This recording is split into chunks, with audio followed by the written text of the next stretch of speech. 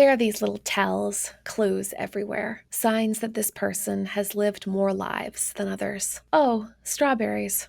My first wife used to love strawberries. My son had a wonderful sense of humor. You were never safe from a prank when he was around. I used to be a pilot, and a paint salesman, and well, that story's for another day. I was driving past the hospital the other day with a very distinguished older man, and I asked him if he'd ever visited Duke before. I haven't been back since my son died in that hospital, he said, tapping the window and pointing at Duke University Hospital. And in those moments, I am suddenly reminded again, yes, of course, we live many lives. My name is Kate Bowler, and this is Everything Happens. On this season of the podcast, we're going to be talking about various formulas we use for how to live, or, as we'll be discussing today, how to grieve. We all crave formulas, right? Easy solutions and paths to a happier, better, more fulfilled life. A life without pain or heartbreak or death or disease. But no matter what the self-help culture tries to tell you, there is no amount of making your bed that will help you overcome grief. It is never that easy, never that neat. But there are some voices who find a way forward when we can't go back. Sometimes that comes with age, sometimes that comes with swift and sudden tragedy. And you can hear it in their voices, how some people have stumbled through the valley of the shadow of death, the long, dark paths, the places they never thought they would emerge from. My guest today is someone who has walked such a path, and his writing became a light to follow through it. Jerry Sittser taught theology for years and years at Whitworth University and is now what we call emeritus, meaning sort of retired, but professors never retire. And like me, he teaches about religion and American public life, so we have twin souls.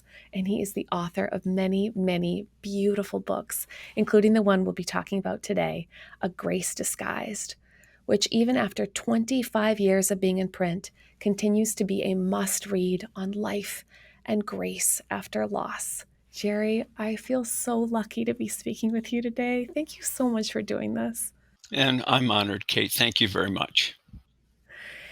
You are someone that I've really been looking forward to talking to because you have such a thick account of, you give so much extra language for what a before and an after feels like.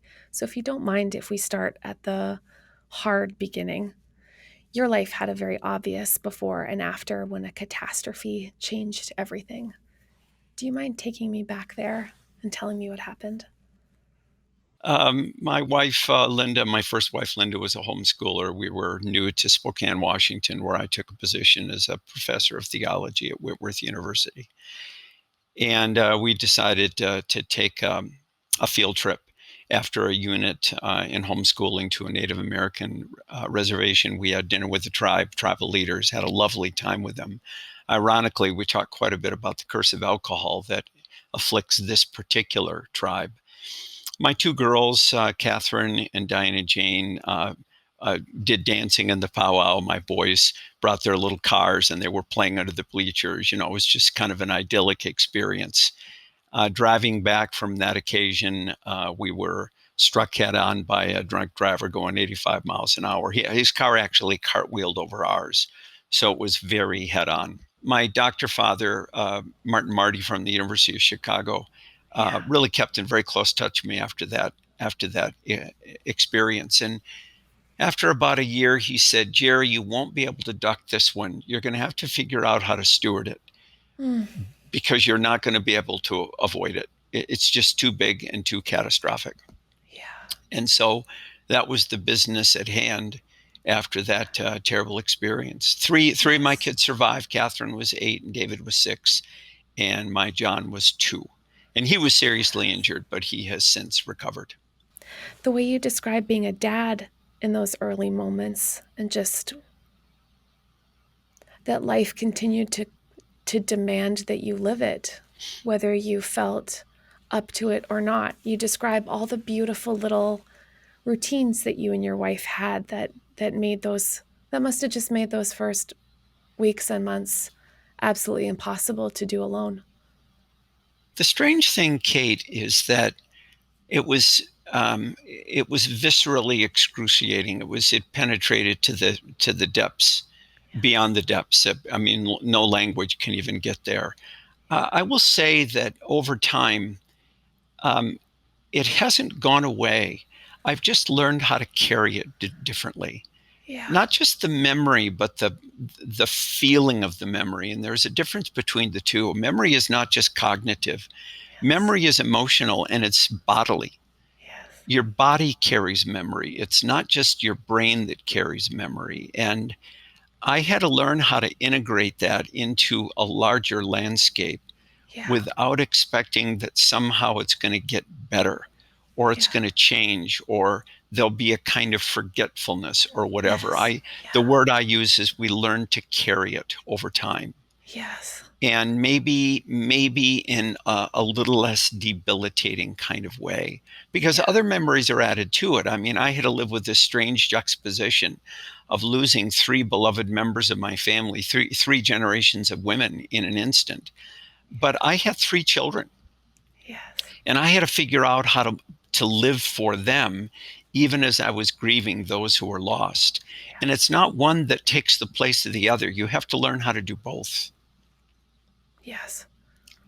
Especially when they're so little, when they demand bedtime and they need snuggles, even in moments where it might feel suffocating or necessary to feel close by It did turn. feel suffocating. Yeah, yeah, yeah. My first wife, Linda, was a professional musician, and she and I were music geeks. So we memorized on a couple of early vacations. We memorized hymns together. I know that sounds Cute. so strange. I'm always going to apologize to the listening audience here, but we Cute. probably memorized about 50 hymns, Yeah. and I sang those hymns to those kids as a Yeah. way of kind of carrying on one of many, many sort of memories and practices that were rooted in our marriage and in our home. I did Yeah. that for years, and now I'm doing it to all my grandchildren. Same Oh, hymns, same yeah. practice, Yeah. same stories. Yeah. That's beautiful. That feeling of like pouring into the foundation of each one. Yeah, and carrying it forward, right? Yeah. However painful. Yeah. Cuz especially when they're so little and you know that there's so much that you already want to protect them from. It's such an intense feeling of like privilege and fear. That's how I felt in the same breath. And it's a terrible thing to recognize that no matter how conscientious you are as a parent, the randomness of life is never going to allow you to protect your children from all bad things. The smaller bad things, like an injury that takes you out of a season of sports, to a really big bad thing. And you have to figure out how to be a father or a mother in that and not sort of wring your hands thinking, I failed because you couldn't protect them from it. It's just not possible as a parent. I don't care how rich we are, how white we are, how middle or upper middle class we are, how privileged we are. We simply can't do it. Yeah. I think I did really have to change my definition of parenting when I got cancer, is because then otherwise I was the bad thing. And then that just couldn't be true that I could be, you know. So I kept thinking, well, maybe instead, like maybe my job instead is not to protect him from every terrible thing, but to use the fact that because I have to walk through it too, that I'll like, I think I guess to borrow your word, like to show him how to carry it. So you and I both know that there's like a very intense genre called Christian living, which has a certain conventions. Yeah, And right. especially for men, I think it goes, and here are the lessons, and here's how I wrapped them up. And your book is quite, it really breaks from those conventions by just saying, these are all the things that came undone. These were the things I wasn't sure I could bear. It's got an untidiness to it that I was really kind of shocked by. As I say to a lot of people, and most of all to myself, Kate, we all have our thresholds. There is simply no person who is strong enough where there's no threshold, where they step over a line and they simply don't know what to do. There's no recovery. There's no answer. There's no way back to something that they had before. Now, the threshold is different depending on the person and depending on the nature of the event. You know, people have said to me, I'm sure, well, I know they've said to you because I've read your book, that they're looking for answers. And surprisingly, you don't really come to an answer until you realize there are no answers. And by answer, I mean that somehow it's going to solve the problem. I think we have to learn to live in tensions where that is the answer, that there is none, and yet we can still figure out how to carry on, still find or make meaning, still choose to love, and carry the grief forward in a way that becomes mysteriously life-giving to us and to other people. Yes. Yes. I'm a little bit horrified by how everything you're saying is everything that took me a really long time, a really long time to get to. Hey, I Kate, wish. Kate, I am 71 years old. So I tell people when they call me or I get emails, I get a lot of mail just like you do, and I'll just say, oh, this is all so hard fought. Yes. And that's why I can't give answers. I can't say these are the steps. This is going to make theological Yes. sense out of your Yes. Yes. experience. I can't, and therefore I won't. It's Yes. unconscionable to me. Mm. Your story of loss really, I mean, resonated with so many people who are experiencing so many different kinds of loss, like job loss or divorce or diagnosis or a child with a precarious medical condition. What do you think it is about grief that seems to cross all difference? Oh gosh, yeah. Well, for one thing, I think the category that I prefer is something along the lines of an irreversible experience where you can't get behind it again. As I say in my book, that's the difference between a broken leg and an amputation. Well, now with modern technology, we have artificial limbs, but we can never pretend that that is a line in the sand that we can't go back to something else Yes. before. And Yes. there are experiences like that where there is no recovery, if by recovery we mean we're going to be Yes. able to go back to something that we had before. And of course, the danger Yes. is to yield to the temptation that we can do that. So Yes. in the case of many men, it's a remarriage. Uh-huh. Somehow that's going to get me back to what I had before. And they discover one way or the other that's simply not possible to do. I remarried 10 years ago, so I was with her for 20 years, and then I Yeah. remarried. And Yeah. as I love to say to my wife, Patricia, teasingly, remarriage did not solve a problem for me. It just created a different set of problems. Yes. She Yes. said, Yes. Jerry, come on, that's just not romantic. But then she gets it. Sure. Yeah. Because I guess there's no general category, I suppose, called marriage. There's just the particularity of love and then Yeah. trying to integrate two Yeah. inherently non-coherent people into one coherent thing. Yeah. And yeah, I like what you said in Everything Happens, that there's no generic anything here. There's Yeah. no category of loss that is somehow generically true or the same to everybody. There's no generic life. Yeah. You have a son named Zach, don't you? I do. And Zach is Zach. I have Catherine and David and John. And of course, Dinah Jane has been gone now for almost 30 years. I have in laws. I have grandchildren. I have a particular configuration of life. Yeah. This is the problem with formulas, with all the magic we want to use. It's all too generic and it doesn't apply to each person. I mean, as strange as this might sound, Kate, I mean, even a miracle for some people is not going to be what they need, even if they think they want it. For other people, it would be extraordinarily meaningful, you know. Anyway, Because the enough thing of that. doesn't, no, because the one thing isn't it's not a universal key. Is that No. what you're saying? Yeah. Yeah. Hmm. Yeah. Yes. I love that. That sounds exactly right to me. It seems too that getting away from that kind of universal fix also helps us get at the problem of the endless terrible math of comparison, where everybody starts to count, like, and the little, the small cruelties of it, like, well, how far along were you when you miscarried, or how old were you when you were diagnosed, or how old was your dad? I mean, there's the idea that the answer to that is the answer to the real question, which is how big and incalculable is your loss, also digs us. And you can't, I mean, I've met people whose losses seem small, but considering the landscape of their life, they're utterly gigantic.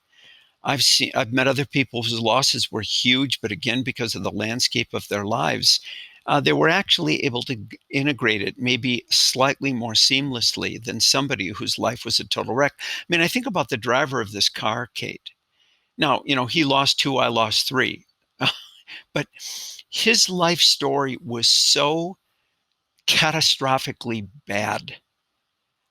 I mean, I just his loss is his and mine is mine, and that's all I can say. And that's why I want to take everybody's with absolute seriousness and not fall into that game of whose loss is worse. I actually have a chapter in my book called "Whose Loss Is Worse," because strangely, I wrote that chapter to protect myself. My experience was a big experience. So the natural thing for everyone to say is something like, I can't imagine, which is obviously true enough. They can't imagine it. But you know, there are a lot of things that didn't affect me. I didn't have to deal with long term illness or long term consequences of an injury from one of my kids. The line between the living and the dead was really clear. Um, I, we, I didn't lose Linda in a period of strain in our marriage, for example. I mean, there are so many things that I was spared from. And that's true of every human being. Each loss is uniquely its own. And I think it's important for us to acknowledge that and then go from there. I was the worst nightmare in the world for some people. And a lot of my talk was simply, don't think mine's worse. Please don't do that to me. Don't create a special Yes, category of nightmare. They're that's all bad. right. They're all bad. Yes. And so isolating. I mean, I used to just dread going to church because I hated being able to look at people and know who knew. Yeah. It just broke my heart again and again, because then I could never be anything else. Hmm. Just being officially a tragedy is its own sort of Yeah, it's your own ontological. kind of category. Yeah. Yeah, I remember. This isn't exactly funny. It's sort of gallows humor here. I remember the first Mother's Day, and I was stupid enough not to think about it. And I Oh, showed up at church worship with my three little kids. oh, Well, I was like a wet blanket. I mean, what is the yes. pastor going to do when I walk in and sit down? It was Yes. so awkward. I should have stayed out of church worship for the next 5 years. Totally. Yeah, I mean, and every time we had communion, we Oh, did do an intinction. So I'd walk down and I'd walk with my three little children. And for the first 5 years, I cried at every Eucharist I took, I received, oh, every friend. Eucharist. Oh, I'd set off a Oh, chain reaction in the whole church. What totally. I did, Kate, is I forced the entire congregation to live in Holy Saturday for 5 years. Yeah. It was just I should have withdrawn from life, moved to Canada. Oh man, you're just bringing back so many memories right now. I'll never forget the Sunday I knew I wasn't being preached about or to for the first time. I was so happy. I was, I Yeah, I mean, just to become some kind of object lesson, as people try desperately to serve you and also to manage their own fear. And I didn't want to be managed, I suppose, all the time. I mean, obviously that it subsides over time, especially as soon somebody else gets sick, somebody else gets cancer. I had a small group of men surround me from the university right after the accident. We're still meeting together 30 years later, by the way, and talk about sweetness. But since then, another wife has died. Another wife, two wives have died of cancer. You know, pretty soon it gets filled in, and other stories begin to emerge, and you become one of many having to deal with the harsh realities of life in a fallen world. You know. I mean, it is wild the way that our pain seems, I don't mean ours, I just mean pain, like seems to refract. And then it could just and then for some other people it's shining a light in their own eyes about their own experience, which makes it either possible or impossible for them to see your own particularity. I wanted to ask you about something that feels hard to ask because I know we're both very careful about not trying to rush to solve the problem of pain in any way.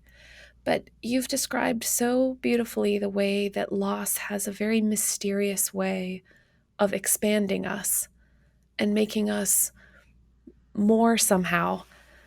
And I always hesitate to even talk about it sometimes because I don't want it to sound like I'm, you know, Yeah, I mean, it's terribly risky, and it's easily misconstrued, where you get the idea that God is pulling the strings of heaven in order to grow us and inflicting misery on us because in order to accomplish that, and that is simply not my worldview at all. I just think we live in a fallen world. It's broken everywhere, ricochets everywhere, consequences topple from one to another, and we just have to live in that world, that broken world. And when God chose to roll up his sleeves and get involved, it wasn't by pulling strings, it was stepping into the story as a human being who became himself a victim of that same suffering and brokenness. I mean, it's astonishing to think about that.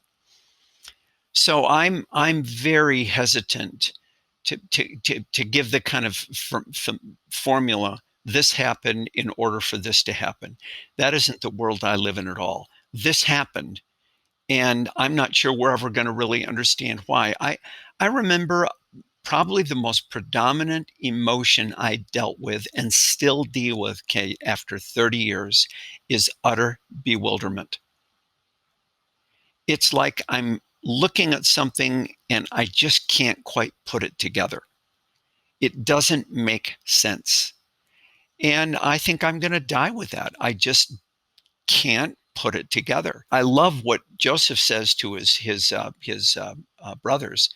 You meant it for evil. God worked it out for good. And we have to live in that tension. Human agency, a person driving a car, a cell that decides to do something screwy in your place, where there's no rhyme or reason behind it. It just happens.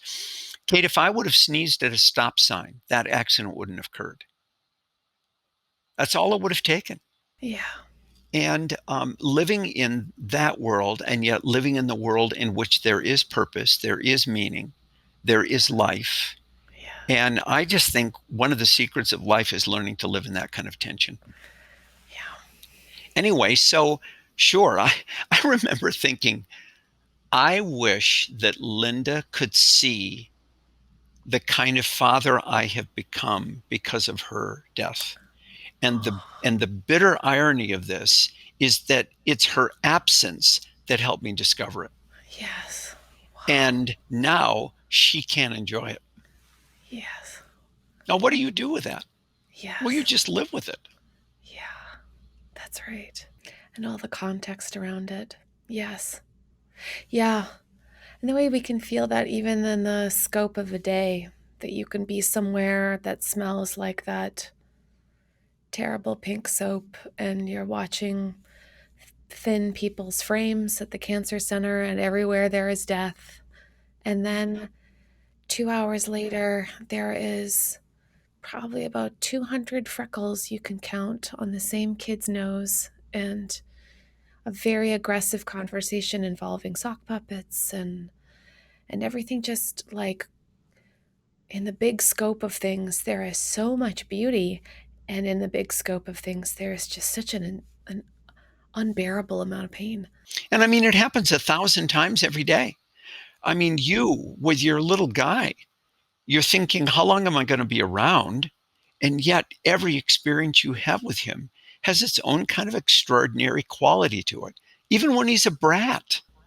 Well, my kids were brats. Maybe Zach isn't, but my kids I've were. never heard of this condition you're describing. It Yeah. seems terrible.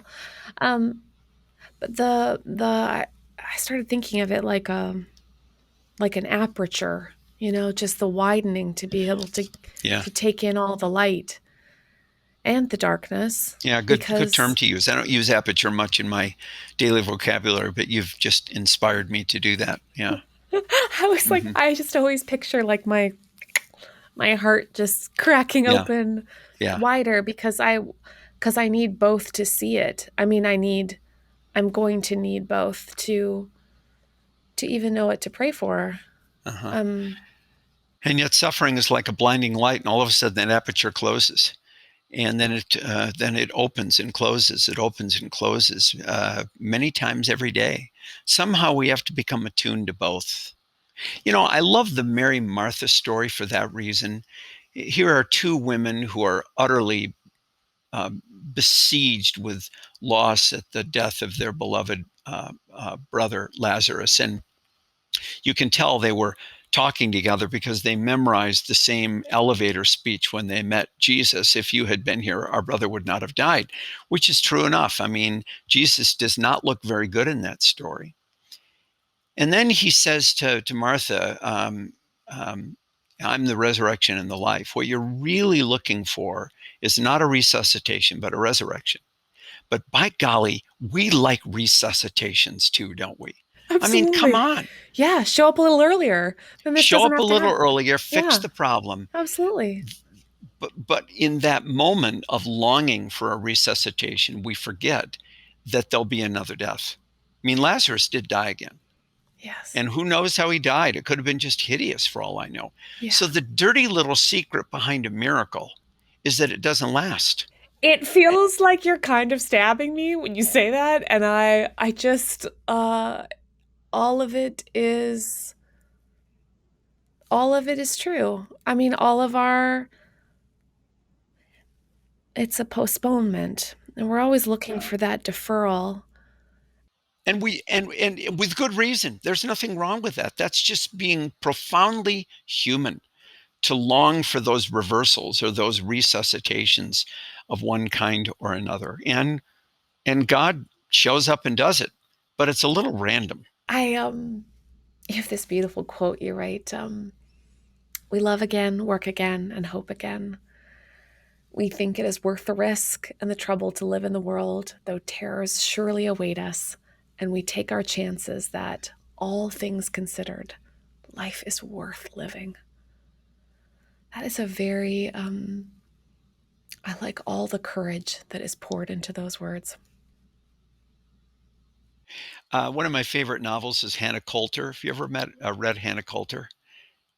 Wendell Berry, he's a novelist and as well as a great ecologist and farmer and agrarian and lots of things. And he wrote a series of novels about a small town in Kentucky, and the stories of several characters in it. But Hannah Coulter um, experiences the loss of a husband at a young age, and in the course of this novel,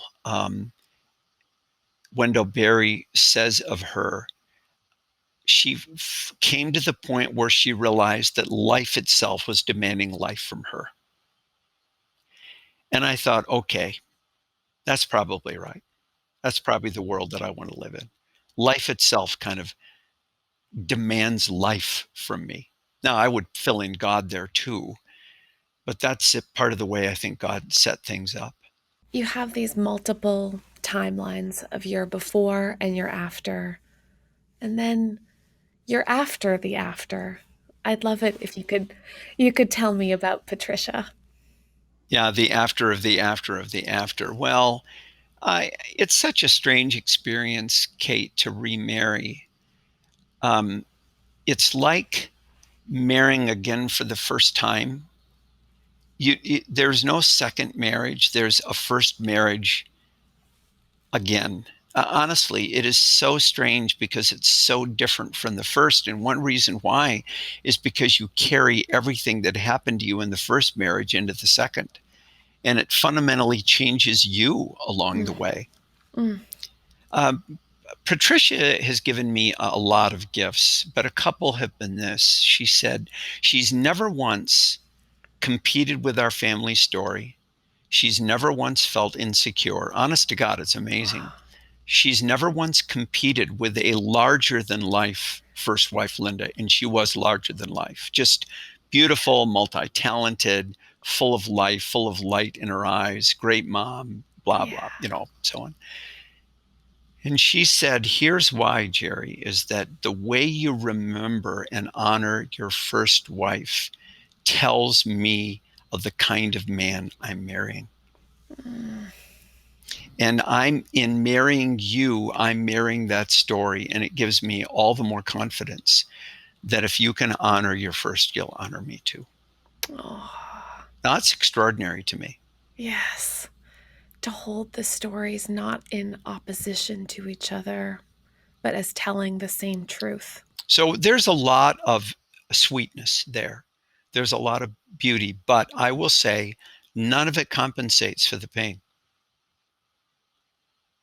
It's not this happens so that this can happen. I just reject that world. It doesn't work for me. The pain stands on its own. And we somehow can't explain it away because I'm happily married or I have grandchildren now or whatever it happens to be. Yes. That is careful, painful, important work to tell it all as part of the same story Yeah, it without is. without the ending Tying being things up. being the conclusion. Yeah. Yeah. Yes. Because what if the opposite happens and bad things continue to happen? I mean, Yes. I'm mindful of all the people I know whose narratives just don't seem to have a lot of light in. That's right. And I Yes. just don't want to kind of share my testimony. That's the language you're familiar with in the evangelical world. Yeah. Share my testimony as if it's just all frosting and bows. It's not, and it won't be. Yes. And besides the fact, even if I do have moments, many moments of happiness, um, the world groans and bleeds. Jerry, I feel like if I could have just made us officially twins, I would.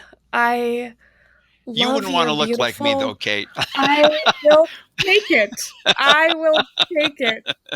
Honestly, thank you for helping me widen the scope of the way I know how to tell this story about how we live multiple lives. You've It gives me a tremendous amount of comfort to be your friend. Thank you. Well, and the same with you. It's so nice to see you. I wish we could go to one of the 1,321 breweries here in Bend, Oregon alone. If We're there's in the a brewery capital of the world here out west, and we let me could sit go. on. You could sit down. You could drink your nice IPA, and I drink my manly stout, and we'd have a long conversation. A I'm lot of gonna laughter and a few I'm gonna tears too. go Pentecostal and prophesy that it will happen. Thank you, Yeah. Jerry. Oh boy, would I love that.